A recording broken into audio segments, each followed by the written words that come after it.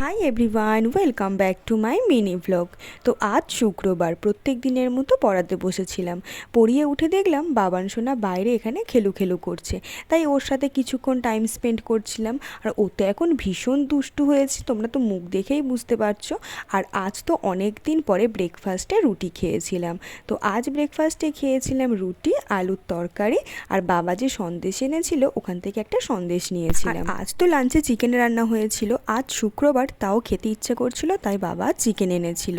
তো আমার চিকেন হলে তো তাড়াতাড়ি খিদে পেয়ে যায়, তাই একটু আজ তাড়াতাড়ি লাঞ্চ করে নিয়েছিলাম। আজ লাঞ্চে ছিল ভাত, কাঁকরোল ভাজা, চিকেনের ঝোল, আর ছিল আমড়ার চাটনি। আর দেখো, একটা নতুন স্টুডেন্ট আমার কাছে পড়তে এসেছে। ঠিক নতুন নয়, এই স্টুডেন্ট মাঝে মাঝে আসে, 5 মিনিট করে বসে, আবার নিজে নিজেই ব্যাগ গুছিয়ে বাড়ি চলে যায়। 5 মিনিটের বেশি ওকে আটকে রাখা সম্ভব নয়। যত বড় হচ্ছে ততই যেন দুষ্টুমি বাড়ছে।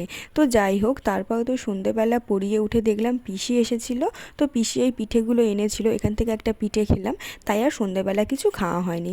আর তার কিছুক্ষণ পরে ডিনার করে নিয়েছিলাম। আর তারপরে তো বাবা একটা থামস আপ এনেছিল। এই থামস আপটা তো এর আগে আমি কোনোদিনও খাইনি, আজ ফার্স্ট টাইম ট্রাই করলাম। তো আজ ভিডিওটি এই পর্যন্ত। বাই বাই সবাইকে।